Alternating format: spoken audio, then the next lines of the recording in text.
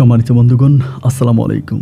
দূরে কাছে দেশে অথবা বাইরে থেকে বন্ধুরা ঠিক এই মুহূর্তে যেখান থেকে বাস্তব জীবনের গল্প শোনার জন্য আমার সাথে জয়েন করেছেন আমি আপন। আর যে আপন জীবনের গল্পের 1262তম পর্বে আপনাকে প্রতিদিনের মতো স্বাগতম জানাচ্ছি। বন্ধুরা, আজ আমি আপনাকে শোনাবো বন্দনগরী চট্টগ্রামের ভাই মোহাম্মদ যুবরাজের জীবনের আশ্চর্যজনক চরম ভয়ঙ্কর এক বাস্তব জীবন কাহিনী। বন্ধুরা, আজকের গল্পের টাইটেল 15টা পরীকে বিয়ে করে চট্টগ্রামের ছেলে যুবরাজ। এই গল্পটা আজ থেকে বহু বছর আগের একটা গল্প। চট্টগ্রামের প্রত্যন্ত এলাকার এক চক্ষুষ ছেলের জীবনের বাস্তব জীবনের গল্প। এই গল্পটা এরকম একটা গল্প, আমি আপনাকে গল্পের প্রসঙ্গে জাস্ট এইটুকুন বলে রাখতে পারি, আজকের এই গল্পটা শুনলে আপনি আমাদের পৃথিবীর বাইরে, মানুষের বাইরে, জগতের বাইরে যে ভিন্ন রকম এক জগৎ রয়েছে, পরীদের রাজ্য, পরীদের পৃথিবী এবং পরীদের জীবনযাত্রা সম্বন্ধে আপনার এক অন্যরকম অভিজ্ঞতা হবে। তাই সবাইকে অনুরোধ করব, শুরু থেকে শেষ পর্যন্ত চট্টগ্রামের ভাই যুবরাজের জীবনের আশ্চর্যজনক বাস্তব গল্পটা আপনার প্রত্যেকে আমার মুখে শুনুন এবং গল্প শেষে যুবরাজকে আপনার মতো করে একটা মন্তব্য কমেন্ট বক্সে লিখবেন। ধন্যবাদ সবাইকে। সম্মানিত বন্ধুগণ, আসসালামু আলাইকুম। আমার নাম মোহাম্মদ যুবরাজ, আমার বাড়ি চট্টগ্রাম। বন্ধুরা, আমি আমার জীবনের গল্পটা শুরু করার শুরুতে আপনাদেরকে আমার পরিবারের বিষয়ে জানিয়ে রাখি। আমার পরিবারে আমি আছি, রয়েছে আমার নানা নানি সহ আমার মামা, রয়েছে আমার খালামণি সহ আমার মামি আর মামাতো ভাই বোন সহ আমার খালাতো ভাই বোন। অনেকের মনে প্রশ্ন জাগতে পারে আমি শুরুটাই কেন আমার নানু বাড়ি দিয়ে করলাম। কারণ আমার জন্মের পরে ঠিক যতটুকু আমার মনে আছে ঠিক ততটুকু থেকেই বলি। আর সেই সময় থেকে আমি আমার কাছে আমার নানা নানিকে পাই আমার মামা মামি আর খালা খালুকে। ওই সময়টাতে আমি আমার বাবার বংশের কাউকেই পাই না। একটু একটু করে যখন বয়স বাড়ে তখন আমার নানা নানির মুখে আমি শুনতে পাই অনেক ছোট বয়সে, আমার বয়স যখন প্রায় 4 থেকে 5 মাস, ওই মুহূর্তে নাকি একটা পর্যায়ে আমার মা আমার বাবার সাথে ঝগড়া করে রাগ করে আমার নানু বাড়িতেই চলে আসে। এবং নানু বাড়িতে চলে আসার পরে এরপরে আমার বাবা আর আমার মায়ের কোনো খোঁজ নেয়নি। আমার বাবা তখন দ্বিতীয় বিয়ে করে এবং দ্বিতীয় বিয়ে করার পরে আমার মাকে আমার বাবা ওখান থেকে তালাক পেপার পাঠিয়ে দেয় এবং তালাক বাবদ কিছু টাকাও আমার মাকে দিয়ে দেয়। এরপরে রাগে ক্ষোভে আমার মা তখন আস্তে আস্তে করে একটা সময় আমার বয়স যখন প্রায় 1.5 বছরের কাছাকাছি, ওই মুহূর্তে নানু বাড়িতে আমার মা মারা যায়। এবং আমার মা যখন মারা যায়, আমার ছোট 2 খালা আর আমার নানা নানি মিলে কোলে পিঠে করে আমাকে আদর করে স্নেহ ভালোবাসা দিয়ে ছোটোবেলায় আমাকে বড় করে। ছোটোবেলা থেকে আমি আস্তে আস্তে আমার নানু বাড়িতে বড় হই। এবং আমার ঠিক মনে আছে যখন রাত্রি গভীর হতো, আকাশে জলমলে চাঁদ উঠতো, ঠিক তখনই আমার নানু আমাকে উঠানের মধ্যে শোয়াতো। উঠানের মধ্যে শুয়ে নানির কোলে মাথা রাখতো আমার নানি, হাত পাকা দিয়ে বাতাস করতো। বাতাসের ফাঁকে ফাঁকে নানি আমাকে ছোট ছোট জিন ভূতের গল্প শোনাতো নানির মুখে। আমি নানিকে জিজ্ঞেস করতাম, নানি ও নানি, চাঁদের উপর দিয়ে এই মুহূর্তে কি জানি উড়ে গেল চাঁদের সামনে দিয়ে, তুমি কি দেখতে পেয়েছো? নানু আমাকে বলতো এরাই হচ্ছে স্বর্গীয় পরী। আমি বললাম পরী? বলে হ্যাঁ, এরা পরী। এরা চন্দ্রিমা রাতের বেলা আকাশে বিচরণ করে, চন্দ্রিমা রাতে তারা আকাশে ঘোরাফেরা করে এবং তারা দেখতে অনেক বেশি সুন্দর হয়, ওদের চেহারা অনেক মায়াবী হয় এবং ওরা অনেক ফর্সা হয়। এই কথাগুলো আমার নানির মুখে ছোটোবেলা থেকে আমি শুনতাম। এবং এই কথাগুলো শুনতে শুনতে না পরীর প্রতি আমার এক ধরনের একটা আকর্ষণ কাজ করতে শুরু করে। আমি ছোটোবেলা থেকে নানিকে বলতাম, নানি আমি যদি বড় হই তাহলে আমি একটা পরীকে বিয়ে করব। আমি একটা পরীকে বিয়ে করব। এই কথা আমি ছোটোবেলা থেকে আমার নানিকে বলতাম। নানু বলে এগুলো বলা ঠিক না, এগুলো বলতে হয় না, এগুলো বলিস না, এগুলো বললে আল্লাহ নারাজ হয়, আল্লাহ রাগ করে। তা আমি তখন এগুলো নানিকে বলতাম, তারপর নানি আমাকে বাধা দিত। এই করতে করতে আমি মোটামুটি একটুখানি বড় হই এবং বড় হবার পরে আমার নানু বাড়ির পাশে একটা মাদ্রাসাতে আমাকে তখন ভর্তি করানো হয়। আমি তখন ওই মাদ্রাসায় পড়াশোনা করতাম, যেখানে জিন ভূতের গল্প পাইতাম, জিন ভূতের কথা শুনতাম। আমি খুব আগ্রহ নিয়ে এগুলো শুনতাম। আমার কাছে জিন ভূত দেব দেবী পুরীর গল্প খুব ভালো লাগতো। আমাদের ক্লাসে মশুর বলে একটা ছেলে আছে, ওর কাছে অনেক জিনের গল্প আছে। আমি ক্লাসের ফাঁকে ফাঁকে ওর কাছ থেকে জিনের গল্প শুনতাম। এরকম করতে করতে মাদ্রাসায় আমি আস্তে আস্তে করে পড়াশোনা করি এবং একটু একটু করে বড় হচ্ছিলাম। দিন যত সামনের দিকে যাচ্ছে, বয়স যত বাড়তেছে, আমার ঠিক ততটাই না পরীর প্রতি আমার একটা দুর্বলতা বেড়ে যাচ্ছে। আমি পরীর প্রতি আমার খুব মায়া বাড়তেছে, আমি পরীর প্রতি এক ধরনের আকর্ষণ কাজ করতে শুরু করে। এরকম করে মোটামুটি বড় হবার পরে আমার নানু বাড়ি থেকে মোটামুটি খানিকটা দূরে, বেশ দূরে না, খানিকটা দূরে একটা দিঘি আছে, এটাকে তো ভাই শাপলা দিঘি বলে। এবং শ্যাওলা দিঘি বলে, অনেকে বলে শ্যাওলা দিঘি, আবার অনেকে বলে শাপলা দিঘি। তো আমাদের ওই শাপলাকে গ্রামের ভাষায় শ্যাওলা বলা হয়। তো এই শ্যাওলা দিঘির পাড়ে বলতো, আমার দাদির মুখে আমার নানির মুখে শুনতাম এবং অন্য অন্য মানুষের মুখে শুনতাম যে শ্যাওলা দিঘির পাড়ে নাকি চন্দ্রিমা রাতে পরীদের মেলা বসে। ওরা নাকি শ্যাওলা দিঘির পাড়ে গোসল করতে আসে এবং শাপলা দিঘিতে তারা গোসল করে উঠে আসমান থেকে অনেক পরী নাকি ওই সময়টাতে মানে চন্দ্রিমা রাতে শ্যাওলা দিঘিতে পড়ে। এটা শোনার পরেই না, মানে এটা যে আমি জানতাম, ছোটোবেলা থেকে জানতাম, একটা পর্যায়ে আমি চিন্তা করি চন্দ্রিমা রাতে আমি শ্যাওলা দিঘিতে যাব, আমি সাক্ষস পরীকে দেখবো এবং পরীর সাথে আমি কথা বলবো, পরীর পিঠে চড়ে আমি পুরো দুনিয়া ঘুরে বেড়াবো, আমি আসমানে উড়বো। এই জিনিসগুলো ছোটোবেলা থেকে ছোট ছোট মনে তখন জাগতে থাকে। ঠিক এই চিন্তা ভাবনা থেকে একদিন ঘুটঘুটে অন্ধকার রাতের বেলায় আমি পরী দেখার জন্য ওই শ্যাওলা দিঘির পাড়ে চলে যাই। তখন ঘুটঘুটে অন্ধকার ছিল না, আপনার চন্দ্রিমা রাত ছিল। চন্দ্রিমা রাতে আমি তখন পরী দেখার জন্য ওই শ্যাওলা দিঘির পাড়ে যাই। আমি আস্তে আস্তে করে শ্যাওলা দিঘির পাড়ের দিকে যাচ্ছিলাম। আমি আমার নানির সাথেই ঘুমাই, কিন্তু নানির সাথে ঘুমালে পরেও না আমি নানি বুঝতে পারিনি যে আমি শোয়া থেকে উঠে গেছি। এবং উঠে যাওয়ার পরে আমি শ্যাওলা দিঘির পাড়ে বসে আছি। শ্যাওলা দিঘির পাড়ে বসে আছি অনেকক্ষণ পর্যন্ত বসে আছি। একটা পর্যায়ে দেখলাম আমার নানু বাড়ির ওইদিকে লাইট জ্বলতেছে, মানে কেউ মোমবাতি দিয়ে, এবং আমি শুনতে পাচ্ছি দূর থেকে আমাকে ডাকতেছে। তখন একেবারে মধ্যরাতের কাছাকাছি ডাকতেছে। যখন ডাকতেছে আমি গোপনে গোপনে ওই শ্যাওলা দিঘির পাড় থেকে নানুর বাড়ির মধ্যে ঢুকার পরে নানু আমার বলে, কই গেছিলি? আমি বললাম বাথরুম করার জন্য গেছিলাম, টয়লেট করার জন্য গেছিলাম। নানু বলে, এখানে টয়লেট আছে, এখানে না করে তুই কই গেছস? আমি বললাম আমি বিলের মধ্যে গেছিলাম। নানু আমারে খুব বকা দেয়, আমারে বলে এরপর থেকে আর কোনোদিনও রাতের বেলায় আমাকে না বলে তুই ঘর থেকে বেরোবি না, এটা আমাকে বলতো। তো এরপরে নানি আমাকে খুব পাহারা দিত, আমি আর ঘর থেকে বেরোতে পারতাম না। খানিকটা সময় কেটে গেল, প্রায় 7-8 মাসের মতো কেটে গেল। এবং 7-8 মাস পরে আমি নানুরে বলতেছি, নানু আমি তোমার সাথে ঘুমাবো না, আমি একা একা ঘুমাবো। আমার নানু আমাকে বলে, কেন একা ঘুমাবি কেন? আমি বলছি আমি বড় হয়েছি, আমার এখন না তোমার সাথে আর নানা ভাইয়ের সাথে ঘুমাইতে ইচ্ছে করে না, আমি একা ঘুমাবো। এই কথা বলে পরে আমার খালাও বলতেছে আমার নানুরে যে যুবরাজ তো বড় হয়েছে, ও তাহলে একা একা ঘুমাক। এরপরে আমার নানু আমাকে করলো কি, পাশের একটা রুম আমাকে দিয়ে দিল। আমি তখন পাশের রুমে ঘুমাইতে শুরু করি। আমার আলাদা ঘুমানোর একটাই চিন্তা, সেটা হচ্ছে আমি আলাদা ঘুমালে পরে আমি শ্যাওলা দিঘির পাড়ে যেতে পারবো এবং রাতের বেলায় শ্যাওলা দিঘির পাড়ে গিয়ে আমি পরীদের সাক্ষাৎ দিব, পরীদের সাথে দেখা করব, তাদের সাথে কথা বলবো। যার জন্য আমি নানিকে বুঝিয়ে শুনিয়ে একা ঘুমানোর পরিকল্পনা করি। যেমন কথা তেমন কাজ, তেমনই পরিকল্পনা অনুযায়ী আমি 15-16 দিন পরে পরী দেখার জন্য আবারও কোনো এক চন্দ্রিমা রাতে আমি ঘর থেকে বেরিয়ে গেছি। বেরিয়ে আমি শ্যাওলা দিঘির ঠিক যে পারে পরীরা এসে রাতের বেলায় বসে, পরীরা গল্পগুজব করে এবং শ্যাওলা দিঘিতে শ্যাওলার পাড়ে পরীরা ঘুরে বেড়ায়, ঠিক ওই জায়গাটার মধ্যে আমি রাতের বেলায় চাঁদের আলোতে বসে আছি। 1 দিন 2 দিন 3 দিন করে এরকম সময়গুলো কাটতেছে, কিন্তু আমি আর ওই শ্যাওলা দিঘির পাড়ে কোনো পরীকে দেখতে পাচ্ছি না। সবার মুখে শুনতাম এখানে চন্দ্রিমা রাতে পরীরা আসে, পরীরা গল্পগুজব করে, পরীরা এখানে আড্ডা বাজে এবং বিশেষ করে পরীরা নাচে এখানে, এরকম অনেক কথাই মানুষের মুখে শুনেছিলাম। কিন্তু সত্যিকার অর্থে আমি রাতের পর রাত এই শ্যাওলা দিঘির পাড়ে মানে কাটিয়ে দেই, কিন্তু কোনোদিনও আমি কোনো পরীর সন্ধান পাই না, আমি পরী দেখি নাই। এভাবে একটা রাত কেটে যায় এবং এর পরের সিজন যখন আসে, চন্দ্রিমা রাতের সময় যখন আসে পরের বছর, আমি আবার ওখানে গিয়ে বসে থাকি। বাট আমি ওই দিনেও কোনো পরীকে দেখতে পাই না। এমন করতে করতে আমার বন্ধু যে মশিউরের কথা বলছিলাম, ওর কাছে আমি বলি যে দেখ এমন ঘটনা, আমার অনেক পরী দেখতে ইচ্ছে করে। আমি শ্যাওলা দিঘির পাড়ে গিয়ে বসে থাকি পরী দেখার জন্য, কিন্তু আমি কখনো পরীকে দেখতে পাই নাই। অনেকেই বলে ওখানে পরীরা আসে, বাট আমি কোনোদিন পরী দেখি নাই। আমার ওই বন্ধু তখন আমাকে বলল, পরীদেরকে এভাবে দেখা যাবে না, পরীদেরকে দেখতে হলে একটা দোয়া পড়তে হবে। ওই দোয়াটা পরে যদি তুই এখানে বসে থাকিস তাহলে তুই নিশ্চিত পরী দেখতে পাবি। আমি বললাম তুই বলিস কি? বলে হ্যাঁ, এই দোয়াটা পরে তুই ওখানে বসে থাকবি, তাহলে তুই পরী দেখবি। আমি তখন বললাম আচ্ছা ঠিক আছে, তুই আমাকে দোয়াটা শিখিয়ে দে। ও আমাকে দোয়াটা বললো আর আমি একটা কাগজের মধ্যে ওই দোয়াটা লিখে নিয়ে আসলাম এবং লিখে আনার পরে ওই কাগজটা সহ আমি ওই দিঘির পাড়ে গেলাম। সেদিন আমি নিশ্চিতভাবে চিন্তা করতেছিলাম যে আমার আজকে পরীর সাথে সাক্ষাৎ হবেই হবে। আমি আজকে দুনয়ন ভরে পরী দেখব, যে পরীর গল্প আমি সবার মুখে শুনেছিলাম, আজকে আমি সেই পরীকে দুনয়ন ভরে দেখব। এই পরিকল্পনা করে আমি তখন ওই আপনার শেওলা দিঘির পাড়ে গিয়ে বসলাম। হাত থেকে কাগজটা বের করলাম, করে আমি দোয়াটা পড়তে শুরু করলাম।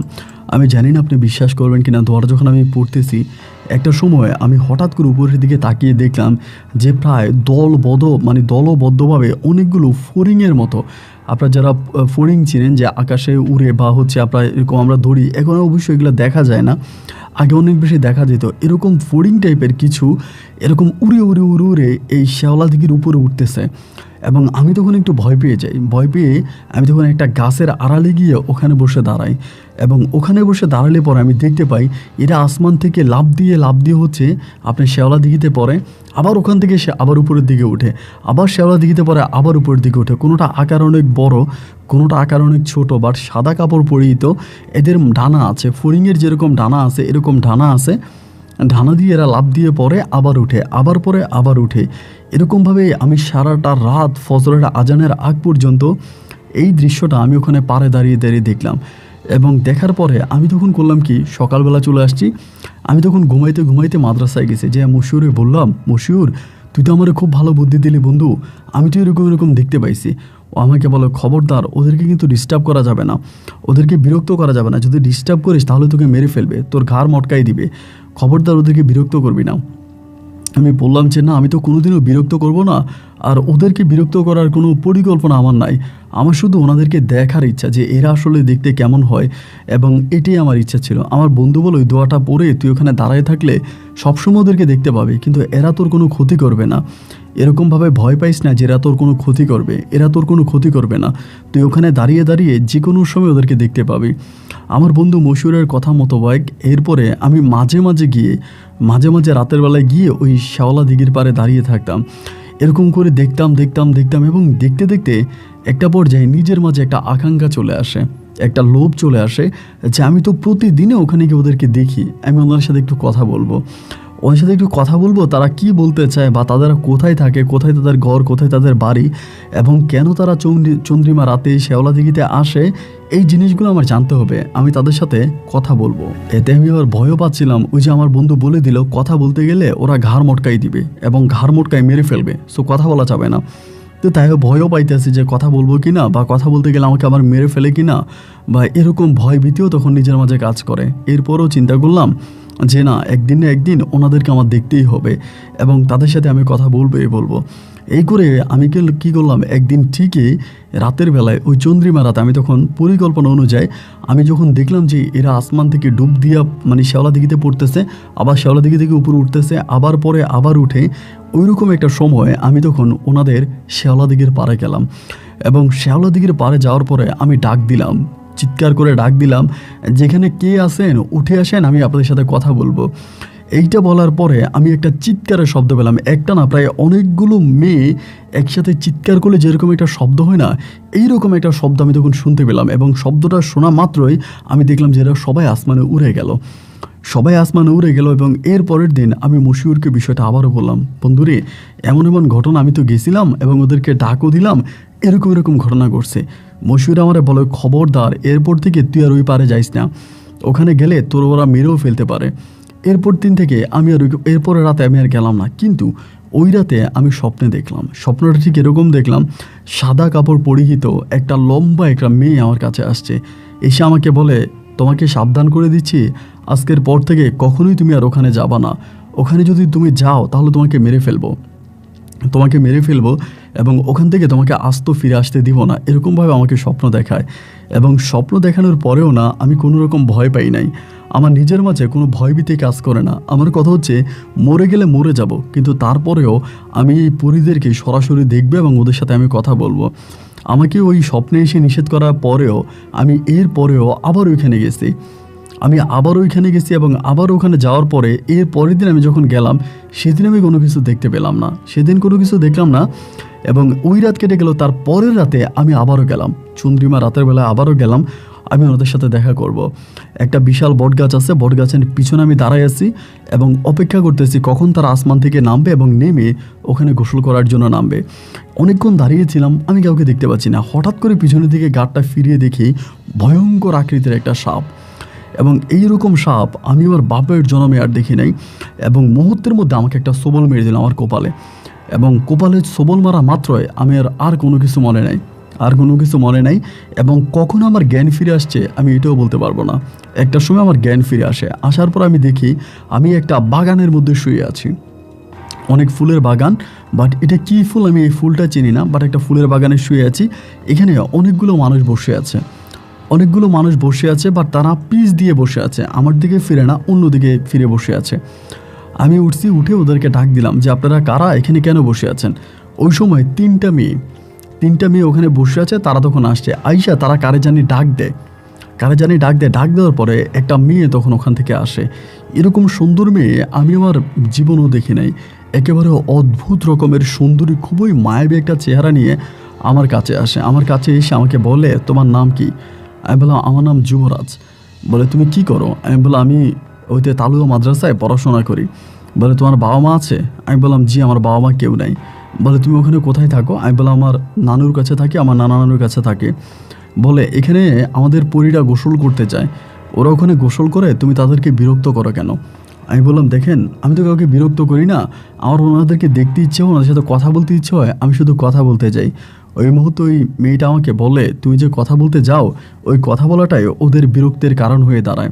দেখো তোমাকে বারবার নিষেধ করা হয়েছে, স্বপ্নও দেখানো হয়েছে, কিন্তু এরপরেও তুমি কোনো কথা বিশ্বাস করো নাই, তুমি কোনো কথা শোনো নাই। সমস্ত নিষেধকে উপেক্ষা করে তুমি আবার ওই দিঘির পাড়ে গিয়েছো এবং পুরীদেরকে বিরক্ত করেছো। তোমাকে এখান থেকে যেতে দেওয়া হবে না, তোমাকে এখানে আটকায় রাখবো, তুমি আজকের পর থেকে এখান থেকে আর যেতে পারবা না। এইরকমভাবে আমাকে ওখানে আটকায় রাখে। কতদিন কত রাত আটকায় রাখে আমি ঠিক বলতে পারবো না। আমি ওখান থেকে বেরও হইতে পারি না, মানে এইটা চারপাশে বাউন্ডারি করা, বিশাল উঁচা বাউন্ডারি ছেড়ে যেতেও পারি না। 5-6টা মেয়ে আছে, এরা আমাকে খাবার দাবার দিয়ে যায়, আমি খাবার দাবার খাই, আবার ওখানেই শুয়ে থাকি। এরকমভাবে অনেকগুলো দিন পেরিয়ে যাওয়ার পরে একদিন ওই মেয়েটা আবারও আসছে, বড় মেয়েটা এসে আমাকে বলে যুবরাজ তোমাকে এখান থেকে যেতে দিব, তবে একটা শর্ত আছে। আমি বললাম শর্ত? বলে হ্যাঁ, শর্ত হচ্ছে তুমি আজকের মানে ওখানে যাওয়ার পরে কোনোদিন তুমি দিঘির পাড়ে যাবা না। তো যাবাই না। এরপরে তোমার সাথে এখানে কি হয়েছে, তোমাকে আমরা কোথায় নিয়ে এসেছি, যে তোমার সাথে যে ঘটে যাওয়া এই ঘটনাগুলো কারোর সাথে শেয়ার করা যাবে না, কাউকে বলা যাবে না। যদি তুমি এই শর্তে রাজি থাকো তাহলেই একমাত্র আমি তোমাকে যেতে দিতে পারি। আমি তখন পরীটাকে বললাম যে দেখেন আমি এই ঘটনা কাউকেই বলবো না, কোনো দিন কারোর সাথে এই ঘটনা আমি শেয়ার করবো না, কিন্তু আমি আমার নানুর কাছে যেতে চাই। তখন আরেকটা পরী আমাকে বলে যে শুধুমাত্র তুমি এতিম এবং তোমার নানুর কান্না আমাদের খারাপ লাগছে, তোমার নানুর কান্না আমরা সহ্য করতে পারছি না, যার জন্য আমরা তোমাকে দিয়ে আসছি। কিন্তু খবরদার আর কোনোদিনও ওই শেওলা দিঘির পাড়ে যাওয়া বা রাতের বেলায় শেওলা দিঘির পাড়ে গিয়ে এই দোয়া পড়ে পরীদেরকে দেখা বা পরীদেরকে বিরক্ত করা, এগুলো থেকে দূরে থাকবা। আমি বললাম জি আমি থাকবো। বলে ঠিক আছে তুমি ঘুমিয়ে যাও, তোমাকে সকালবেলা নিয়ে যাব। এই বলে আমি তখন ঘুমিয়ে যাই এবং একটা সময় সূর্যের আলো এসে যখন আমার চোখের মধ্যে পড়ে তখন আমার ঘুমটা ভাঙে। সূর্যের আলো যখন আমার চোখে পড়ে আমার ঘুম ভাঙে। আমি দেখি কি আমি ওই দিঘির পাড়ে শুয়ে আছি। আমি দিঘির পাড়ে যে বটগাছের নিচে দাঁড়িয়ে আমি পরীদের গোসল করা দেখতাম, ওই বটগাছের নিচে আমি শুয়ে আছি এবং আমার আশেপাশে আমি কাউকে দেখতে পাচ্ছি না, আশেপাশে কেউ নাই।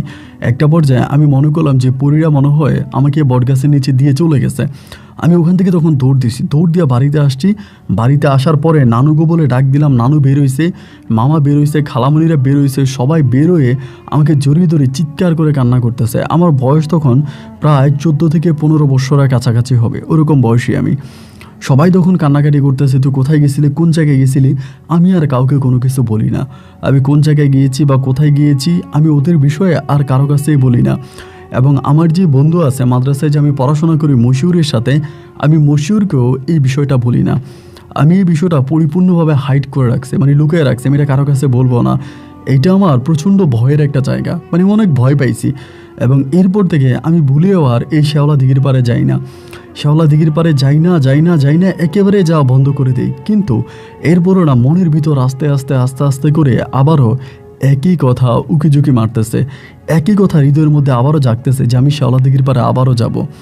আমি পরীদের গোসল করা দেখব, আমি পরীদের সাথে কথা বলবো। এরকম করে আমার ভিতরে আবারও এই জিনিসটা জাগতেছে এবং জাগার পরে প্রায় বৎসর খানিক পরে, 1 বছর পর্যন্ত কিন্তু আমি যাই নাই। 1 বছর পরে আবারও যখন চন্দ্রিমা রাত আসে, আমি তখন সন্ধ্যা রাতে প্রায় রাত 9টা 10টার দিকে আমি ওখানে যাইতাম। কিন্তু পরীরা আসতো আপনার 2টার দিকে। ঘড়ির কাঁটার সময় যখন 2টা বাজতো, 2টা বাজে ওরা আসতো এবং ফজরের আগে ওরা চলে যেত। আমি যাইতাম গিয়ে 12টা 11টা 12টার মধ্যে আবার ফিরে চলে আসতাম। আমি 2টা পর্যন্ত থাকতাম না। ভয় লাগে। আমি আমার বন্ধুকে মশিউরকে পর্যন্ত বলি তুই কি আমার সাথে যাবি, কিন্তু মশিউর যেতে রাজি হয় না। মশিউর আমাকে বলে না আমি কখনোই যাব না, এবং এগুলো দেখলে আমার ভয় লাগে, আমি যাব না, তুই যা। এরপর আমি একাই যাইতাম এবং ওই রকম করে 2টা পর্যন্ত থাকতাম না, চলে আসতাম। এভাবে বেশ কয়েকদিন থাকার পরে একদিন আমি হঠাৎ করে আরেকটা পরীকে স্বপ্ন দেখি। স্বপ্নে দেখার পরে ওই পরীটা খুব ভালো ছিল, অত্যাধিক ভালো ছিল। স্বপ্নে আসে, এসে আমাকে বলে যুবরাজ তুমি বারবার ওখানে কেন যাও, তোমাকে নিষেধ করা হয়েছে, তোমাকে উঠিয়ে নেওয়া হয়েছে, তোমাকে টর্চার করা হয়েছে, তোমাকে মারা হয়েছে, এরপরেও তুমি কেন বারবার ওখানে যাও? তোমাকে যে এতবার নিষেধ করা হয়, তুমি কারো নিষেধে মানো না, কারো কথাই শোনো না, তুমি যে বারবার ওখানে যাও, এরপরে কিন্তু তোমাকে ওরা মেরে ফেলবে। আমি তখন স্বপ্ন ওই পরীটারে বলতেছি তারা আমারে মারবে কেন, আমার না তোমাকে দেখতে ইচ্ছে করতেছে, আমি তোমার সাথে একটু গল্প করব, কথা বলবো, আমি তো এই জন্যই যাই। পরীটা তখন আমাকে বলে ঠিক আছে যাও, কিন্তু সাবধান, ওনাদেরকে বিরক্ত করো না, এদেরকে ডিস্টার্ব করো না, এরকম করে আমাকে বলে। এই পরীটা যখন আমাকে সাহস দেয়, এরপরে আমি মাঝে মাঝে যাইতাম, 2টো পর্যন্ত ওখানে দাঁড়ায় থাকতাম এবং দাঁড়িয়ে থাকার পরে ওনাদের গোসল দেখতাম। ওনাদের গোসলটা কীরকম ছিল, ওই যে ওরকম করে বললাম, আসমান থেকে লাফ দিয়ে মনে হয় পড়তো এবং পরে ডুব দিয়ে পাখির মতো আবার উড়ে যেত, আবার পাখির মতো পড়তো, আবার উড়ে যেত, অনেকটা দেখতে বক পাখির মতো ছিল। এরকম করে কয়েকদিন কাটার পরে আমি ওই পরীটাকে আবারও স্বপ্নে দেখি এবং দেখার পর আমি ওই পরীটাকে বলি যে আমি আপনাকে একটু দেখতে চাই, আমি আপনার সাথে একটু কথা বলতে চাই। এরকম করে বলার পরে ওই পরীটা মাঝে মাঝে আমার সাথে দেখা করতো এবং ওই দেখাটা যে শুধুমাত্র শ্যাওলা দিঘির পাড়ে করতো তা না, মানে আমি মাদ্রাসা থেকে ফিরতেছি অনেক সময় দেখতাম যদি মাদ্রাসার মানে রাস্তার পাশে দাঁড়াই আছে, আমি তখনও কথা বলতাম, আমি ওনাকে দেখলে চিনতাম, ওনার চেহারাটা আমার পরিচিত ছিল। এবং শ্যাওলা দিঘির পাড়ে আমি যখন ওখানে দাঁড়াই থাকতাম তখনও মাঝে মাঝে উনি এসে আমার পাশে দাঁড়াইতো এবং স্বপ্নে এসে আমার সাথে কথা বলতো। এবং একটা পর্যায়ে এই পরীটার সাথেই না আমার খুব ভালো লাগার একটা সম্পর্ক শুরু হয়ে যায়। পরীটা আমাকে অনেক সাপোর্ট করে, আমার সাথে অনেক কথা বলে, আমার সাথে তার দুঃখ সুখ শেয়ার করে, আমিও আমার অনেক কথা তার সাথে বলি। এরকম করতে করতে এই পরীটার সাথে আমার একটা বন্ধুত্বপূর্ণ সম্পর্ক হয় এবং এই সম্পর্কটা থেকে এই পরীটা মাঝে মাঝে আমার নানু বাড়িতে আসতো, আমার নানুর ঘরে আসতো, এসে আমার সাথে কথা বলতো, আমার সাথে দেখা করতো এবং এইভাবে কথা বলা, দেখা করা, এরকমভাবে সময়গুলো কাটতে কাটতে একটা পর্যায়ে না আমার নানু বিষয়টা মানে কিছুটা সন্দেহ করে ফেলে যে আমার সাথে কোনো একটা জিনিস আছে, এটা আমার সাথে দেখা করে, আমার সাথে কথা বলে, আমার সাথে কোনো একটা সম্পর্কে আছে। এটা জানতে পারার পরে নানু তখন আমাকে একদিন করলো কি একটা হুজুরের কাছে নিয়ে গেল, হুজুর বলতে একটা কবিরাজের কাছে নিয়ে গেল এবং নিয়ে যাওয়ার পরে কবিরাজের সামনে বসাইলো। বসানোর পরে কবিরাজ তখন আমার নানুকে বলতেছে আমি তোমার নাতিকে কিছু বলার দরকার নাই, তোমার নাতির সাথে অতীত জীবনে যা হয়েছে তোমার নাতি তা সব কিছুই জানে, তুমি তোমার নাতিকে জিজ্ঞেস করো এবং সেই সব কিছু বলে দিবে। আমাকে তখন কবিরাজ আমার নাকি তোমার নানু জিজ্ঞেস করে কিরে, কবিরাজ বলে তুই নাকি সব জানিস, বল তোর সাথে কী হয়েছে। আমি তখন বলি না, না বলার পরে আমার সাথে ঘটে যাওয়া সমস্ত ঘটনাগুলো আমার নানুর কাছে ওই কবিরাজ তখন বলতেছে, একেবারে যা যা হয়েছে, যেটা যেটা হয়েছে এবং মশিউরের নাম পর্যন্ত বলে দিচ্ছে। এবং একটা পর্যায়ে কবিরাজ আমার নানিকে বলে তোমার নাতির তো ভাগ্য ভালো যে তোমার নাতি এখনও আমার সামনে দাঁড়িয়ে আছে, বা তুমি তোমার নাতিকে ফিরে পাইছো, তোমার নাতিকে যে উঠাই নেওয়া হয়েছে এরপরে কিন্তু তোমার নাতিকে ফিরিয়ে দিত না এবং তারা যাদেরকে নিয়ে যায় তাদের লাশটাও পর্যন্ত ফিরিয়ে দেয় না, কিন্তু তোমার নাতিকে ফিরিয়ে দিছে, তোমার নাতির ভাগ্য ভালো। আমি তাবিজ পরাই দিচ্ছি, তুমি তোমার নাতিকে খেয়াল রাখবা যাতে কোনোভাবেই তাবিজটা না খোলে, যদি তাবিজটা খোলে তাহলে তোমার নাতি বড় বিপদে পড়ে যাবে। এই কথা বলে আমার নানি তখন আমার হাতে তাবিজ পরায় দেয়, আমার হাতে তাবিজ পরায় দেয়, আমি তখন তাবিজ পরি। তাবিজ পরে আমার ওই পরীর সাথে আর দেখা হয় না। নানি আমাকে সবসময় পাহারা দেয়। ওই সময়তে নানি আর আমাকে মাদ্রাসায় যেতে দেয় না, আমাকে মাদ্রাসায় যেতে দেয় না এবং মাদ্রাসার কারোর সাথে আমাকে মিশতে দেয় না, কারোর সাথে কথা বলতে দেয় না। অলওয়েজ আমাকে চোখে চোখে রাখে, আমি কোথায় যাই কী করি সারাক্ষণ আমার উপরে একটা নজরদারি করতে থাকে। এমন করেই তখন সময়গুলো কাটতেছে, 1 দিন 2 দিন 3 দিন 4 দিন করে সময় কাটতে কাটতে একটা পর্যায়ে আমার ভিতরে আবারও সেই একই যন্ত্রণা, একই বিধাজন কাজ করতেছে যে না আমি পরীর কাছে যাব, আমি পরীকে দেখব, আমি পরীর সাথে কথা বলবো। আবারও সেই বিভাজন নিজের মাঝে কাজ করতেছে। তখন থেকে আমি আবারও সিদ্ধান্ত নিলাম, ধুরো যা আছে যেটা আছে এবং যাই হবে না কেন আমি পরীর কাছে যাব, আমি পরীকে দেখব, আমি পরীর সাথে প্রেম করব, এই কথা পরিকল্পনা করি। আমি চিন্তা করছি ঘরে থাকলে তো আমি এই তাবিজ খুলে মানে তাবিজ না খোলা পর্যন্ত নানু আমাকে ঘরে মানে তাবিজ খুলে ফেলে নানু আমাকে আস্ত রাখবে না, আমাকে মারবে। এই বলে একদিন আমি করলাম কি ঘর থেকে বেরিয়ে গেছি। ঘর থেকে বেরিয়ে গেছি এবং ঘর থেকে বেরিয়ে যাওয়ার পরে নানুর বাড়ি থেকে আমি পালায়া যাই। আমার বয়স তখন প্রায় কত 17-18 কাছাকাছি হবে। ওই বয়সে আমি নানুর বাড়ি থেকে রাতের বেলায় পালিয়ে গিয়ে পরেই সর্বপ্রথম আমার হাতের ওই তাবিজটা খুলে ফেলি। হাতের তাবিজটা খুলে ফেলি এবং হাতের তাবিজটা খুলে ফেলার পরেও না ওই পরীটা আর আমার কাছে আসে না। যাকে আমি স্বপ্নে দেখতাম, যাকে আমি সরাসরি দেখতাম, যে আমার সাথে গল্পগুজব করতো, কথা বলতো, আমার সাথে যার একটা আত্মার আত্মীয়র মতো সম্পর্ক ছিল, ওই পরীটা কিন্তু আর আমার কাছে আসে না। আমি পরীটাকে আর দেখি না। এরকম করে আমি চিন্তা করছি আমি আর নানু বাড়িতে যাব না, নানু বাড়িতে ফিরে যাব না। সেখান থেকে আমি একটা মাজারে শরণাপন্ন হই, একটা মাজারে যাই এবং ওই মাজারে আমি তখন খাদেমের কাজ করি। মাজারে খাদেমের কাজ করি, খাদেমের কাজ করতেছি, কিন্তু পরীটাকে আর দেখি না। সবসময় আমি এটাকে কল্পনা করি, চিন্তা করি, কিন্তু ওটা আর আমার কাছে আসে না। এরকম করতে করতে ওই মাজারে কাজ করতে করতে আমি মাজারে যে অন্য ছেলে মেয়েরা আছে বা অন্য মানুষরা আছে তাদের সাথে আমি বিষয়গুলো শেয়ার করতাম। অনেকের সাথে কথার স্থলে বলতাম আমার সাথে এইটা হয়েছে ওইটা হয়েছে। অনেকের মনে তখন এই শেওলা দিঘি নিয়ে বিভিন্ন ধরনের পরিকল্পনা জাগতো এবং অনেকেই বলতো তারা শেওলা দিঘি দেখতে যাবে। মানে শেওলা দিঘি নিয়ে আমি এত কথাবার্তা বলি, শেওলা দিঘি না দেখতে কত সুন্দর, ওরা দেখতে যাবে। এরকম করে অনেক দিন অনেক ধরনের কথাই শেওলা দিঘি নিয়ে আমি বলি। এমন করে সময়গুলো কাটতে কাটতে একটা পর্যায়ে দেখা গেল কি যে ওখানেরই একটা কলকাতার মহিলার সাথে আমার পরিচয় হয়। মহিলা বাড়ি ছিল ক্যালকাটা, উনি কলকাতায় থাকতো এবং ওখানে রাজস্থান বলে একটা জায়গা আছে, ওইখানকার একজন মহিলা। ওই মহিলার সাথে আমার তখন পরিচয় হয় এবং পরিচয় হওয়ার পরে মহিলা আমাকে বলে তাদের কলকাতায় নাকি একজন হিন্দু মন্দিরে আছে, একটা হিন্দু মন্দিরে একজন তান্ত্রিক আছে এবং ওই তান্ত্রিক খুবই ক্ষমতাধর। ওই তান্ত্রিককে খুবই ক্ষমতাধর। আমি যদি ওই তান্ত্রিকের কাছে যেতে পারি এবং ওই তান্ত্রিকের সাথে যদি আমি কাজ করি তাহলে আমি একটা সময় যে কোনো পরীকে বর্ষে আনতে পারবো। যেই পরীটা আমার কাছ থেকে চলে গেছে আমি সেই পরীটাকে আবার ফিরে আনতে পারবো এবং পরীদের আমি নজরদারি করতে পারবো। এই কথা ওই মহিলাটা আমাকে বলে। বলার পরে আমি তখন মহিলারে বললাম তাহলে আপনি আমাকে কলকাতায় নিয়ে চলেন, আপনাদের এলাকাতে আমি মন্দিরে ওই তান্ত্রিকের সাথে কথাবার্তা বলবো এবং কথাবার্তা বলে আমি পরীকে বর্ষে আনবো। মহিলা আমাকে বলতেছে আমি তো আর এইভাবে তোমাকে নিতে পারবো না, তোমার যদি যেতে হয় তাহলে তোমার পাসপোর্ট লাগবে, ভিসা লাগবে। এবার পাসপোর্ট ভিসার জন্য কথা বলতেছি, কিন্তু পাসপোর্ট আর ভিসা তো সহজ কথা নয়। আমার মতো একটা মানে পকেটে যার ফুটা পয়সা নাই সে কী করে পাসপোর্ট বানাবে, এরপরে আবার ভিসা করবে, আবার ইন্ডিয়ার মতো একটা দেশে ঘুরতে যাবে। আমার কাছে তো ওরকম সাধ্য সামর্থ্য ছিল না এবং সাধ্য সামর্থ্য না থাকার কারণে আমি আর ওই কলকাতায় যেতে পারলাম না। প্রায় বৎসরখানেক ওই মন্দিরে কাজ করি এবং আপনার ওই আপনার মাজারে কাজ করি এবং বৎসরখানেক পরে আমি আরেকজনের সহযোগিতায় তখন ওই কলকাতায় চলে যাই অবৈধভাবে টাকা জমিয়ে আমি কলকাতায় যাই। কলকাতায় গিয়ে ওই দিদির মাধ্যমে আমি ওনাদের ওই মন্দিরে যাই এবং ওই মন্দিরটা একটা বিশাল পাহাড়ের উপরে ছিল, অনেক বড় একটা পাহাড়ের উপরে ছিল। ওই পাহাড়ের উপরে ওই মন্দিরে আমি যাই, অবৈধভাবে যাই, মানে আমার পাসপোর্ট ভিসা কিছুই ছিল না, আমি বর্ডার অতিক্রম করে চলে যাই। এরপরে ওখানে গেলে পরে ওই মন্দিরের যিনি তান্ত্রিক ছিল বা ঠাকুর ছিল, ওই ঠাকুরের সামনে মহিলা আমাকে নিয়ে যায়।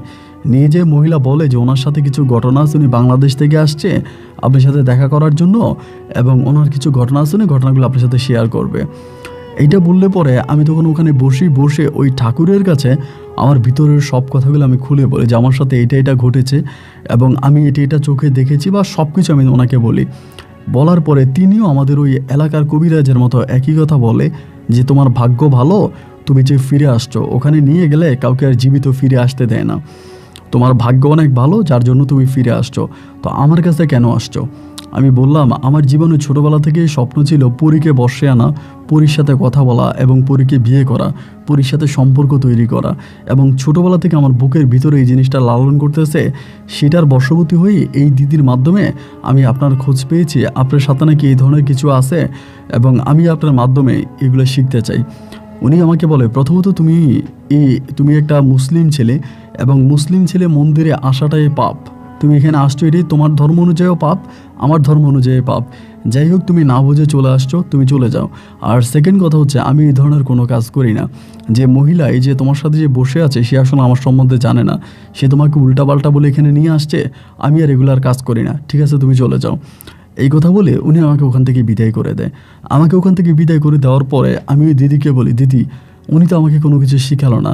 দিদি আমাকে বলে তুমি যে মুসলমান এই জন্য উনি শিখাবে না, উনি কোনো মুসলমানদের খুব বেশি একটা পছন্দ করে না। দিদির বাড়িতে পড়ে আছি, এরপরে আবারও একদিন 2 দিন করে ওনার ওখানে যাই, ওনার সাথে কথা বলার চেষ্টা করি, বাট যতই কথা বলার চেষ্টা করি বাট আমি না কোনো কিছু করতে পারি না। কোনো কিছু করতে পারি না এবং ওনার সাথে আমার কোনো কিছু হয় না। উনি আমাকে ডিরেক্টলি বলে উনি এগুলো করে না। আমি যেটা শুনেছি এটা ভুল শুনেছি, মিথ্যা শুনেছি। মূলত তিনি কোনো তান্ত্রিক না এবং তিনার কাছে কোনো জিন নাই, ভূত নাই, পরি নাই, এগুলো মিথ্যা কথা। আমাকে উনি বারবার প্রত্যাখ্যান করে এখান থেকে চলে যাওয়ার জন্য। একটা পর্যায়ে দিদি আমাকে বলে, একটা কথা বলি যুবরাজ, যদি তুমি শোনো তাহলে হয়তো তোমার এত দূর পর্যন্ত আসা, এত কষ্ট করে সব কিছু হয়তো কাজে লাগতে পারে। যদি তুমি শোনো, আর যদি না শোনো তাহলে তোমার ইচ্ছা। আমি বললাম, দিদি, পরীকে বসে আনার জন্য, পরীকে বিয়ে করার জন্য যা করতে হয়, যেটাই করতে হয়, আমি সব কিছু করার জন্য এক পায়ে খাড়া। আপনি আমাকে বলেন কি করতে হবে, আমি সব কিছুই করতে রাজি আছি।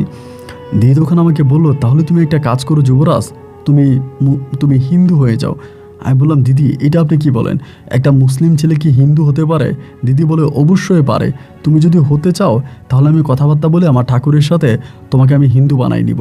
আর তুমি যদি হিন্দু হয়ে ওই মন্দিরে কাজ করো তাহলে ঠাকুরের কাছ থেকে একদিন না একদিন তুমি এই তন্ত্রমন্ত্র শিখতে পারবা। আমার ভিতরেও তখন মনে হলো যে আসলেই মনে হয় কথাটা সত্য। ভিতর থেকে আমার হিন্দু হতে ইচ্ছে করে নাই। এরপরেও শুধুমাত্র তন্ত্র মন্ত্রের কাজ শেখার জন্য, পরীকে বসে আনার জন্য, আমার আমার ছোট্ট বয়সের সাধনাকে পূরণ করার জন্য আমি তখন ওই দিদির কথায় রাজি হয়ে গেলাম। এবং রাজি যাওয়ার পরে দিদি তার পরের দিনে আমাকে আবারও ওই পাহাড় বেয়ে বেয়ে আমাকে ওই মন্দিরে নিয়ে গেল। মন্দিরে নিয়ে যাওয়ার পরে সেখানকার ঠাকুর মহোদয় আমাকে জিজ্ঞেস করলো যে, তোমার দিদি বললো তুমি নাকি হিন্দু হয়ে যেতে চাও, এটা কি সত্যি? আমি বললাম, জি সত্যি। উনি আমাকে বলে, তুমি আবার মুসলিম হয়ে যাবে না তো? আমি বললাম যে না, আমি মুসলিম হব না, আমি হিন্দু হব এবং হিন্দু ধর্মই আমি গ্রহণ করব। মৃত্যু পর্যন্ত আমার হিন্দু ধর্ম অনুযায়ী আমি চলাফেরা করব, আমি মুসলিম হব না। উনি আমাকে বলে, দেখো কিন্তু তুমি আবার তোমার কথার পরিবর্তন ঘটাবে না তো? আমি বললাম যে না, আমি আমার কথার কোনো পরিবর্তন ঘটাবো না। আপনি যেভাবে বলেন আমি সেভাবেই আপনার সাথে থাকতে চাই এবং আপনার সাথে থেকে আমি আপনার উপকার করতে চাই।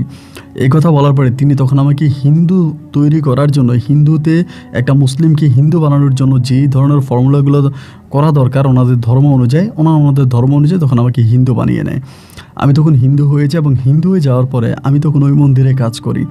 ওই মন্দিরে কাজ করে ওনাদের কীর্তন শিখি বা ওনাদের ধর্মীয় যেই গুণগানগুলো আছে এগুলো আমি শেখার চেষ্টা করি এবং ওই ঠাকুর মহোদয়ের সাথে আমি 24টা ঘন্টা লেগে থাকি। রাতের বেলায় ঠাকুর মহোদয়ের হাত টিপে দিই, পা টিপে দিই এবং ঠাকুর মহোদয়ের সাথে অনেক কথাবার্তা বলি, গল্প করি, গুজব করি এবং ওই সব কিছুর ফাঁকে ফাঁকে আমি শুধু পরী সম্বন্ধে জানতে চাই, জিন সম্বন্ধে জানতে চাই, জিনের বাসস্থান, জিনের খাওয়া দাওয়া, জিনের জীবনযাত্রা, এইসব সম্বন্ধে আমি জানতে চাই।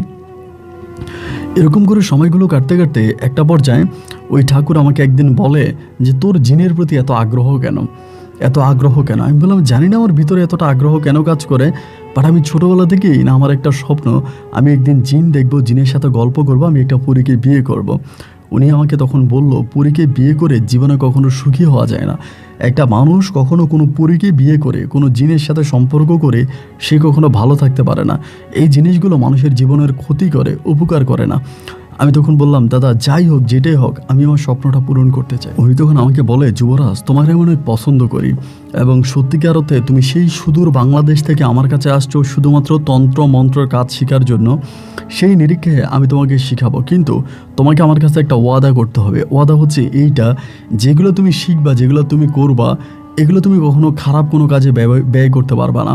খারাপ কোনো কাজে যদি তুমি এটা ব্যবহার না করো তাহলে আমি কথা দিলাম আমি তোমাকে এই জিনিসগুলো শিখাবো এবং তোমাকে আমি সমস্ত কিছু শিখাই দিব।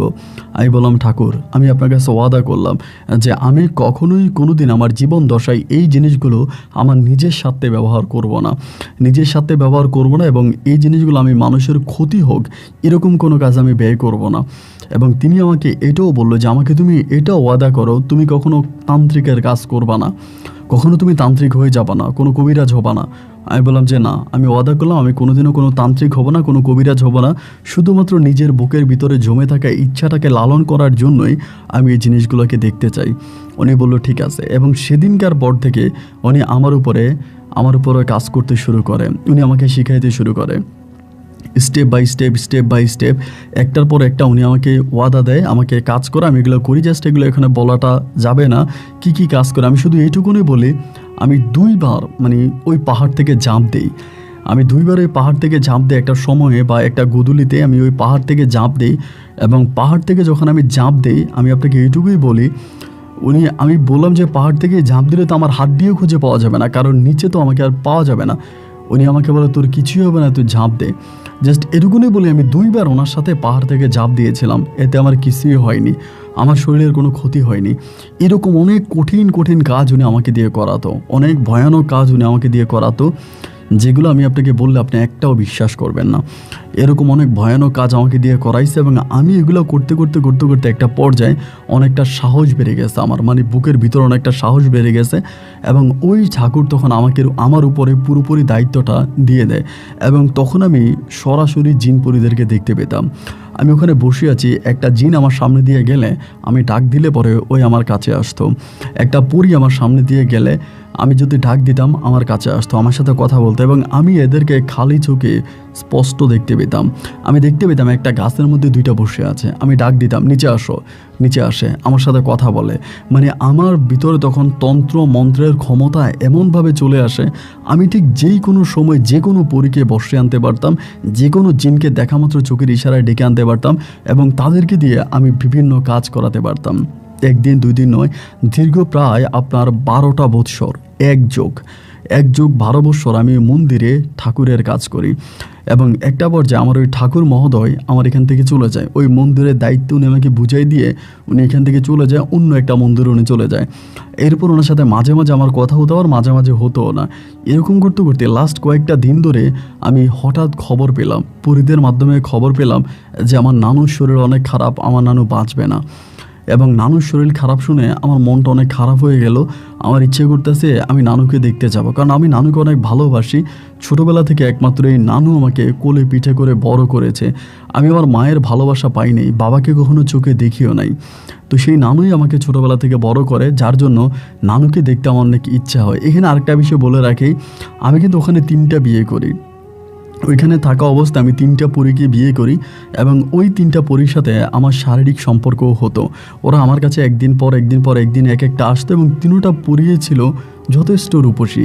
হিন্দু ধর্মাবলম্বী পরী ছিল, মুসলিম না। হিন্দু ধর্ম অনুযায়ী আমি ওনাদেরকে বিয়ে করি, মানে হিন্দু ধর্মতে যেভাবে বিয়ে হয় ওভাবে বিয়ে করি।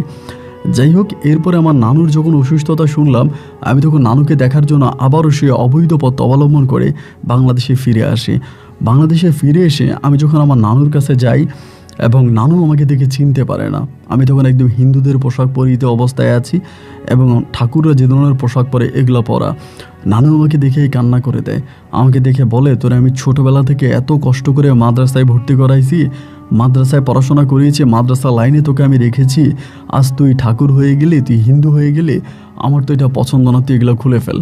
নানু আমাকে বলে তুই যদি আমার কথা না শুনিস তাহলে আমি নিজের জীবন নিজে দিয়ে দিব, তুই এগুলা খোল, আমার নাতি, তুই মুসলিম থাকবি, তুই হিন্দু কেন হবি। একেবারে নানি তখন আমার উপরে জোর জবরদস্তি করে আমার এই পোশাকগুলো আমাকে খুলে ফেলে। আমি তখন নানিকে বললাম, নানি আজকে 16টা বছর আমি হিন্দু ধর্ম পালন করি, শুধু পালনই করি না, আমি ওনাদের ধর্মের অনেক বড় একজন তান্ত্রিক, আমি ওনাদের ধর্মের অনেক কাজ করে একটা মন্দিরের দায়িত্বে আমি ছিলাম। আমি শুধু তোমাকে দেখতে আসছি, তোমাকে এক নজর দেখে আমি এখান থেকে চলে যাব, আমি বাংলাদেশে থাকতে আসি নাই। আমার নানি আমাকে বলে তুই এখান থেকে যেতে পারবি না, তুই যদি এখান থেকে যাস তাহলে আমাকে মেরে এখান থেকে তোর যেতে হবে। এরপরে নানি আর আমাকে ঘর থেকে বেরোতে দেয় না, আমাকে ঘরের ভিতর আটকায় রাখে। আমি যতই নানির সাথে ভালো ব্যবহার করতে থাকি, ভালো কাজ করতে থাকি, কিন্তু নানি আর আমার আর কথা শোনে না। পরে আমি নানুকে বললাম যে নানু তুমি আমাকে অন্তত 2 বছরের সময় দাও, আমি 2 বছর পরে আবারও চলে আসব। কিন্তু নানি আর আমাকে 2 বছরের জন্য নয়, 2 মিনিটের জন্য আমাকে ওখান থেকে বেরোতে দিল না। এবং বেরোতে না দেওয়ার পরে এরপরে নানু আমাকে বললো কি মুসলিম বানায় ফেলবে, আমাকে বলো তুই আবারও মুসলমান হয়ে যা। আমি বললাম না নানু আমি মুসলমান হব না, কিন্তু নানি আমাকে জোর জবরদস্তি করে আবারও মুসলিম বানিয়ে দিল, আমাকে আবারও কলমা পড়াইলো। কিন্তু এবার যখন নানু আমাকে কলমা পড়াইলো, আমাকে মুসলিম বানাইলো, আমার সাথে যেই 3টা হিন্দু পরী ছিল যাদেরকে আমি বিয়ে করেছিলাম, আমি মুসলমান হয়ে যাওয়ার পরে এরা আর আমার কাছে আসে না। আমি এদেরকে ডাকলেও এরা আসে না, এরা বলে এরা মরতে রাজি আছে কিন্তু কোনো মুসলমানের সাথে থাকতে রাজি নেই। এরপর ওরা আমার কাছে আসা বন্ধ করে দেয়। ওরা যখন আমার কাছে আসা বন্ধ করে দেয়, আমার ভিতর তখন ওই যে পরীর সাথে শারীরিক সম্পর্কের একটা তৃপ্তি, ওইটা কিন্তু আমার ভিতর থেকে যায় নাই। এরপরে আমি দেখে শুনে একটা মুসলিম পরীকে বিয়ে করি। ওইটা কিন্তু আবার আমার নানু বা আমার নানুর আশেপাশে তারা কিন্তু কেউ জানতো না।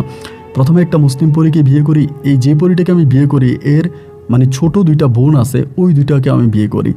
এবং এরপরে ওর বান্ধবী আছে এদেরকে বিয়ে করি। এগুলো আসলে অনেকের কাছে কাল্পনিক বা মানে আপনার অশুভ কথাবার্তা মনে হতে পারে, কিন্তু আমার সাথে ঘটেছে, তাই আমি আপনাকে আমার মতো করেই বলে যাচ্ছি। এরকম করতে করতে একটা নয় দুইটা নয়, আমি 12টা পরীকে বিয়ে করি, 12টা পরীকে বিয়ে করি। এবং একইভাবে দেখা যায় যে 12টা মাঝে মাঝে একসাথে আমার কাছে আসতো, আবার অনেক সময় দেখা যায় 2টা একসাথে অথবা একটা একসাথে এরকম রাতে রাতে আমার কাছে আসতো। আমার ভিতরে পরীর জন্য যে একটা আকাঙ্ক্ষা, ওই আকাঙ্ক্ষাটা তখন ফুলফিল হয়ে গেল। এবং ওরা আমাকে খাবার খাওয়াইতো, আমার জন্য খাবার নিয়ে আসতো, আমাকে খাবার খাওয়াইতো। আমি যখন যেটা চাইতাম, টাকা পয়সা বলেন, অর্থ সম্পদ বলেন, কোনো কিছুর কোনো অভাব আমাকে দিত না। আমি যেটা চাইতাম সেটা আমাকে দিত। ওরকম করতে করতে দীর্ঘ প্রায় 9টা মাস ধরে আমার নানি অসুস্থ থাকে। এবং অসুস্থ থাকা অবস্থায় নানি 9 মাসে হঠাৎ করে এসে আমাকে এক শর্ত দিয়ে, মানে একটা শর্ত দিয়ে বসে। শর্ত হচ্ছে এইটা যে নানু আমাকে বলতেছে, আমি তো মরণপথের যাত্রী হয়ে গেলাম, আমি যে কোনো সময় মারা যেতে পারি, আমি যে কোনো সময় মারা যাব, আমি তো আর চিরকাল বেঁচে থাকবো না, কিন্তু মৃত্যুর আগে আমার একটা ইচ্ছা, তোর যতটুকু বয়স হয়েছে, তোর তো বয়স প্রায় শেষ, তুইও তো বুড়ো হয়ে গেছিস, আমার একটা ইচ্ছা, আমি তোর বউ দেখে মরবো। আমি তখন নানিরে বললাম যে নানি, আমার বউ তো অনেকগুলো আছেই, তুমি কয়টা দেখবা? ওই সময় কিন্তু নানি মানুষের মুখে মুখে শুনে গেছে আমার ঘরে রাতের বেলায় মেয়েরা আসে, পরী আসে, আমি পরীদের সাথে সহবাস করি, পরীদের সাথে থাকি। এই জিনিসগুলো তো আমার নানু জেনে যায়। এবং জিনিসগুলো নানু জানার পরেই নানু তখন আস্তে আস্তে করে আমাকে বিয়ে করার জন্য প্রেশার দেয়। নানু মনে করে বিয়ে করে ফেললে আমি এই সমস্ত কিছু থেকে বের হতে পারবো, আমি কাজ কাম করবো, ভালোর পথে থাকবো, টাকা পয়সা ইনকাম করব।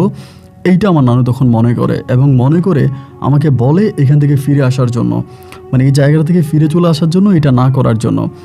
তো আমি আমার নানুর কথা শুনি না। পরে নানু আমাকে বলে, ঠিক আছে, তোর যেটা করার তুই কর, কিন্তু আমার ওয়াদা হচ্ছে তোর বিয়ে করা লাগবে, তুই বিয়ে করতে হবে। আমার আসলে বিয়ে করার কোনো ইচ্ছেই ছিল না। এরপরে নানু আমাকে সম্পূর্ণ জোর জবরদস্তি করে শাম্মী আক্তার নামের এক মুসলিম মেয়েকে আমাকে তখন বিয়ে করায়। তো আমি একটা সত্যি কথা বলে রাখি, আমি ওই মেয়েটাকে বিয়ে করার আগে আমি মেয়েটার কাছে সত্যি কথা বলি যে আমি অলরেডি 15টা বিয়ে করেছি, আমার 15টা বউ আছে, কিন্তু তারা মানুষ নয়, তারা পরী। 15টার মাঝে 3টা চলে গেছে, বাকি 12টা আমার সাথে আছে। এগুলো আমার কাছে রাতের বেলায় আসে, আমার সাথে রাতের বেলায় থাকে। আপনাকে এগুলো মানতে হবে। আপনি যদি এগুলো মানেন তাহলে আপনি আমাকে বিয়ে করতে পারেন, আর যদি না মানেন আপনি আমাকে বিয়ে করেন না। আমি বিয়ের আগে ওই শাম্মী আক্তারকে এই ধরনের শর্ত দিয়ে দিই। আমার শর্ত দেওয়াতে শাম্মী আক্তার আমার শর্ত অ্যাকসেপ্ট করে, উনি গ্রহণ করে। এবং গ্রহণ করে বলে, ঠিক আছে, আমার কোনো সমস্যা নাই, কিন্তু এরা তো মানুষ না। যেহেতু এরা মানুষ না, সেহেতু এরা যদি আপনার কাছে আসে, আপনার সাথে থাকে, তাহলে আমার এতে কোনো আপত্তি নেই, আমি আপনাকে বিয়ে করব। আমি জানি না এরকম কঠিন শর্তকে উপেক্ষা করেও ওই শাম্মী আক্তার ওই দিন কেন আমাকে বিয়ে করতে রাজি হয়। এরপরে নানুর মতে ওই মেয়েটা আমাকে বিয়ে করে। এবং বিয়ে করার পরে আমার বিয়ে হওয়ার ঠিক 1.5 মাসের মাথায়, 1 মাস 20 দিনের মাথায় আমার নানুমণি মারা যায়। আমার নানু মারা যাওয়াতে আমি খুবই কষ্ট পাই, অনেক কান্না করি। এবং আমার নানুর জানাজায় অনেক জিনেরা আসে, অনেক জিন যাদের সাথে আমার বন্ধুত্ব ছিল, আমার সাথে সম্পর্ক ছিল, এরা অনেকেই আসে। এবং তারা আমার নানুর জানাজায় নামাজ পড়ে, আমার সাথে দাঁড়িয়ে তারা নামাজ পড়ে। তাই এরকম করে ওরা মাঝে মাঝে আসতো, ওদের সাথে গল্প করতাম। এই করতে করতে ওই যে শাম্মী আক্তার আমার বউ, সে মাঝে মাঝে পরীদেরকে দেখতে চাইতো। আমাকে বলতো, তোমার দ্বিতীয় নাম্বার বউটাকে দেখতে চাই, আমাকে একটু দেখাও। আমি তখন ওর আয়না দেখাইতাম, ওই সালাম দিত, আমার বউও সালাম দিত, দুজনে কথোপকথন করতো। এরকম করে মাঝে মাঝে আমার যে পরী বউগুলোকে ছিল, ওই বউগুলোকে আমি শাম্মী আক্তারকে দেখাইতাম।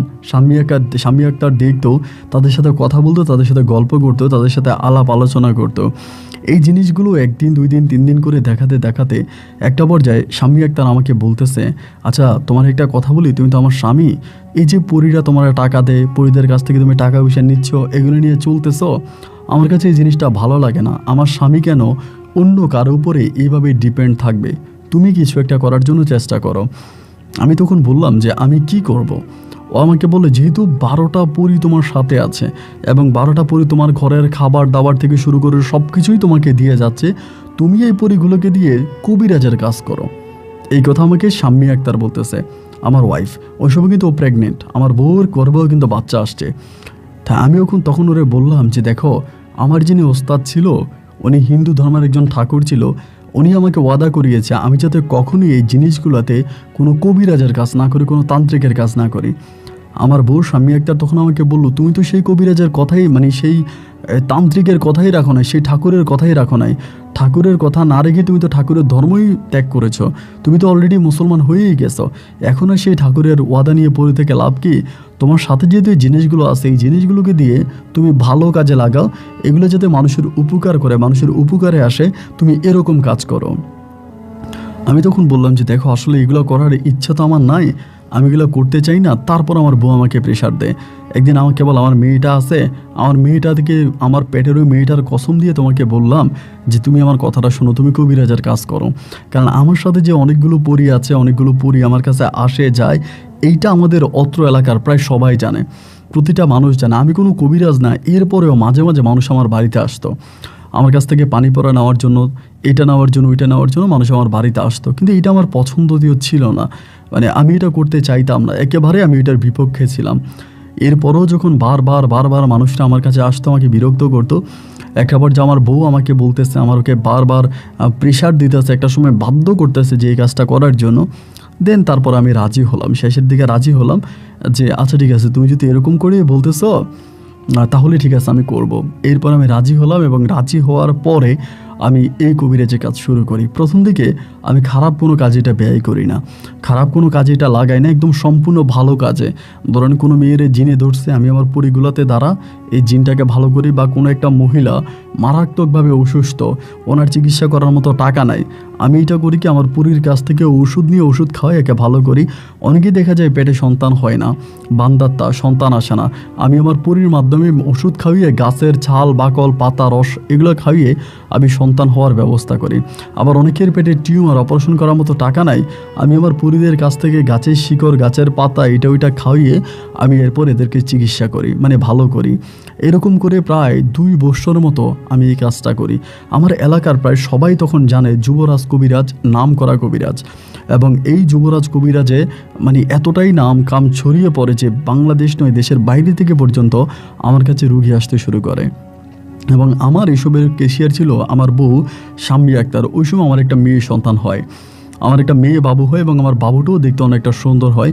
আমার বাবুটার বয়স যখন প্রায় 3 বছরের কাছাকাছি, ওই সময়টাতে আমার বউ তখন আমাকে প্রেশার দেয় কয়েকটা আপনার যেটা বলে ইয়ের কাজ করার জন্য, যেগুলা বলে যে আপনার মানুষ মেরে ফেলার জন্য, বান মারার জন্য, এবং এক কথায় বলতে গেলে সোজা বাংলায় যেটাকে কুফুরি বলে, কুফুরি করতে আমাকে বলে।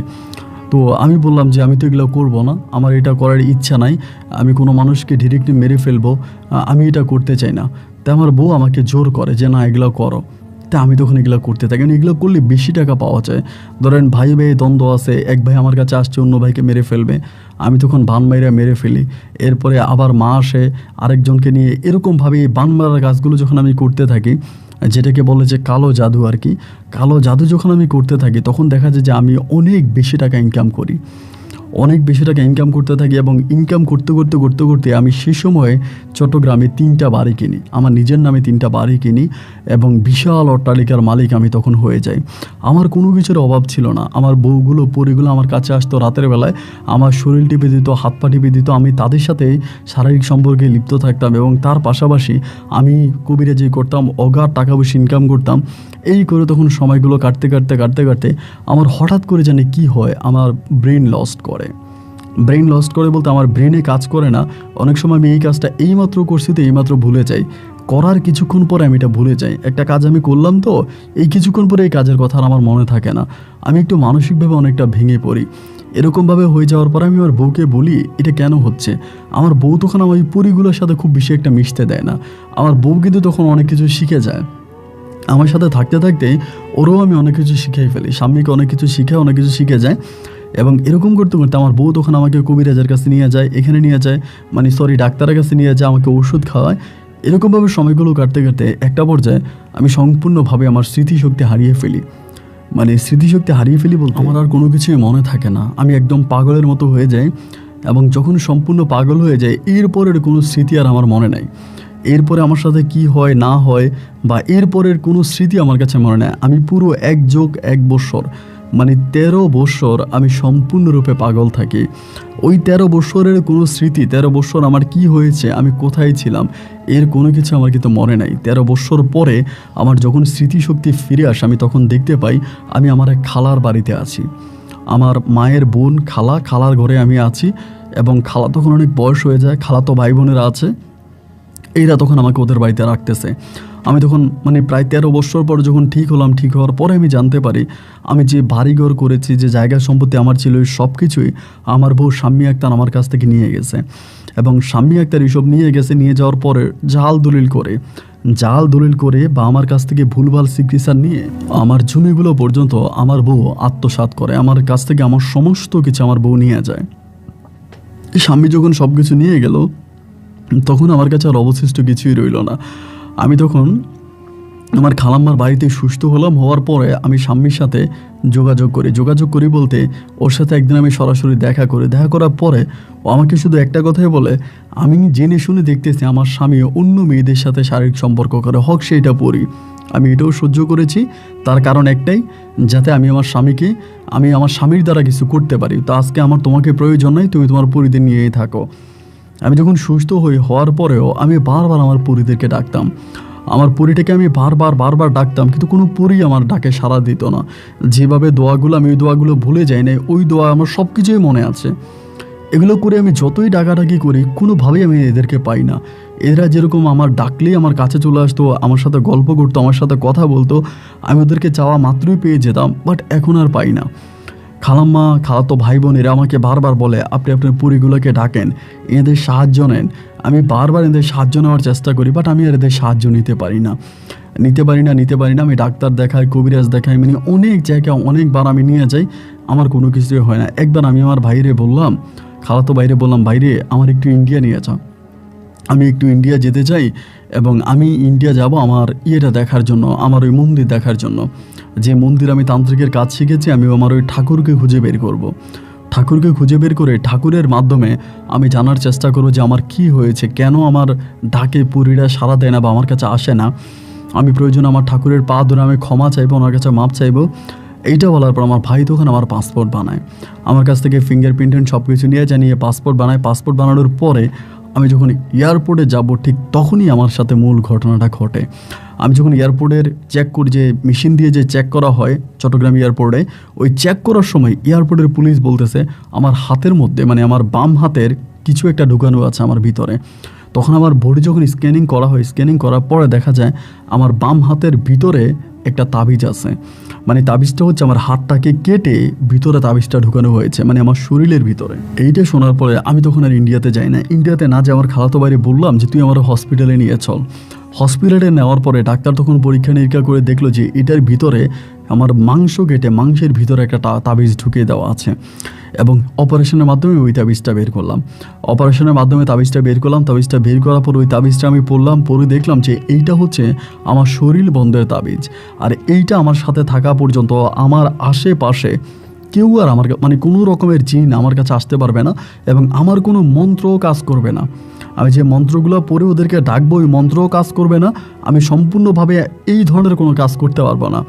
এবং যখন এই তাবিজটা বের করে ফেলা হয়, তাবিজটা বের করে যখন আমার শরীরটাকে সেলাই করে দেওয়া হয়, ঠিক করে দেওয়া হয়, ওই মুহূর্তে আমি আমার পরিদেরকে যখন ডাকতেছি, এবার ওরা আমার ডাকে সাড়া দিচ্ছে।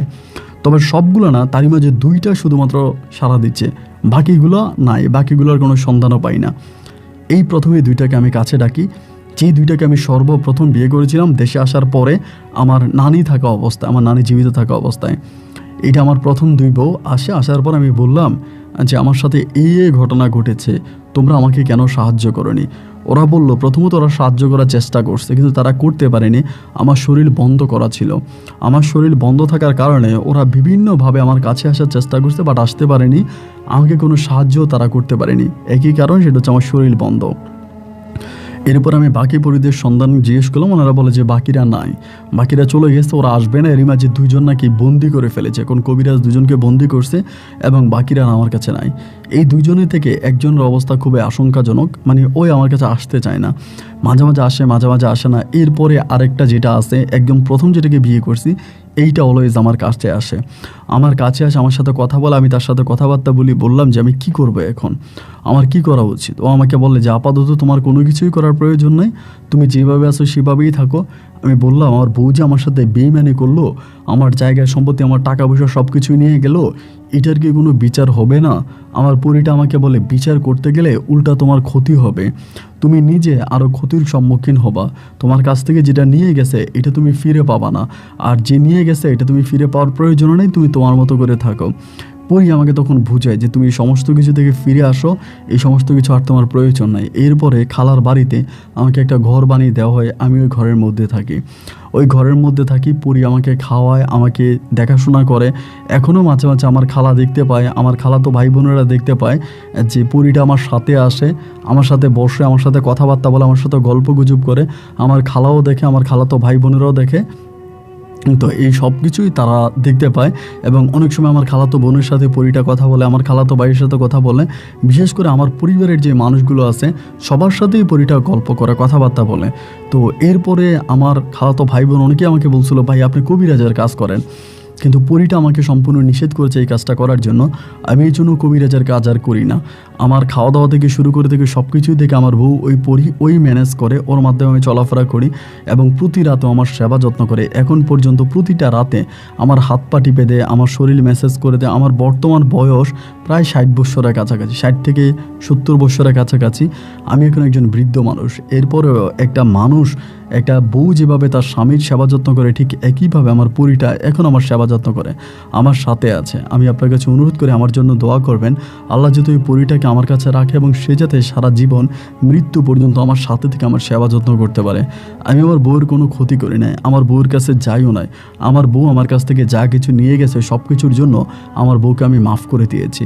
আর কোনো কিছু আমার প্রয়োজন নাই এবং আমি এখন বর্তমানে ভালো আছি। আর ভালো আছি বলে আমার এই ভালো থাকার কথাগুলো আপনাকে বললাম।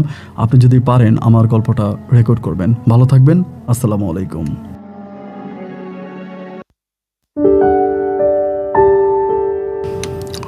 বন্ধুগণ, শুরুতেই সবাইকে অনেক ধন্যবাদ এই পর্যন্ত আমার সাথে থেকে চট্টগ্রামের ভাই যুবরাজের জীবনের বাস্তব গল্পটা আমার মুখে শুরু থেকে শেষ পর্যন্ত শোনার জন্য। আচ্ছা, এখানে কিছু গুরুত্বপূর্ণ কথা লুকিয়ে আছে। প্রথমত, যুবরাজের খালাতো ভাইয়ের ছেলে হৃদয় মাহমুদ নামের একজন লোক আছে। হৃদয় মাহমুদ, সে পড়াশোনা করে চট্টগ্রাম ইউনিভার্সিটিতে। এই হৃদয় মাহমুদ মূলত গল্পটা আমাকে লিখে পাঠিয়েছে। এটা হচ্ছে যুবরাজ সাহেবের খালাতো ভাইয়ের ছেলে, মানে যুবরাজের থেকেও আরও বয়স তার বেশি, তার খালাতো ভাইয়ের ওনার ছেলে হৃদয় মাহমুদ। উনি আমাকে গল্পটা লিখে পাঠিয়েছেন। উনি পড়াশোনা করে চট্টগ্রাম ইউনিভার্সিটিতে এবং তার মানে আঙ্কেলের গল্প সে আমাকে লিখে পাঠিয়েছে। যাই হোক, হৃদয় মাহমুদকে অনেক ধন্যবাদ এত চমৎকার সুন্দর একটা গল্প আমার জন্য ইমেল করার জন্য, আমাকে পাঠানোর জন্য। এবং সর্বোপরি যুবরাজ সাহেবের জন্য আমার খুবই মায়া লাগতেছে এবং এই লোকটা তার ধর্ম পর্যন্ত পরিবর্তন করে শুধুমাত্র পরীকে বর্ষে আনার জন্য। এই পরীকে পাওয়ার নেশা তাকে সব কিছু থেকে আলাদা করে দেয়, শুধু পরীকে পাওয়ার নেশা, এবং এই নেশায় তার বউ সন্তান পর্যন্ত চলে যায়। যুবরাজ যদিও বলে সে মুখে অনেকটা সুখে আছে, ভালো আছে, পরীটা তার সেবা যত্ন করে, তার সাথে থাকে, তাকে অলওয়েজ দেখাশোনা করে, এরপরেও ভিতরগতভাবে চিন্তা করলে কিন্তু যুবরাজের আসলেই কিছু নাই, নেই কোনো বউ, নেই কোনো সন্তান। যেটা তার সাথে আছে সেটা শুধুমাত্র একটা ছায়া। এই ছায়া কতটুকু তার জীবনকে আনন্দিত করবে বা কতটুকু তার মৃত্যু পর্যন্ত থাকবে, এটা একমাত্র উপরে আল্লাহ ভালো জানে। তো গল্পটা শুধুমাত্র আমার কাছে এই জিনিসটাই অবাক করেছে যে যুবরাজের ছোটোবেলা থেকে ওই নেশাটা, এরকম অনেক নেশা আমার কাছে আসে, এরকম অনেক নেশার গল্প আমি পাই। আপনারা অনেকে আমাকে ইমেল করেন যে আপন ভাই, যদি একটা পরিষদের সম্পর্ক কোনোভাবে কোনো কবিরাজ করে দিতে পারে, 10 লাখ, 15 লাখ, 20 লাখ টাকা পর্যন্ত অফার করে কবিরাজকে দিবে, যদি কবিরাজ তার সাথে কোনো পরির প্রেম, ভালোবাসা বা বিয়ে করাই দিতে পারে। তো যাই হোক, এই গল্প আপনার কাছে কেমন লেগেছে সেটা কমেন্ট বক্সে লিখবেন এবং এই গল্প নিয়ে যদি ব্যক্তিগত কোনো কথাবার্তা থাকে সেটা লিখতেও ভুলবেন না। আজ এখানেই বিদায়, ইনশাল্লাহ দেখা হবে অন্যদিন অন্য কারো বাস্তব জীবনের গল্প নিয়ে। আল্লাহ হাফেজ এন্ড আসসালামু আলাইকুম।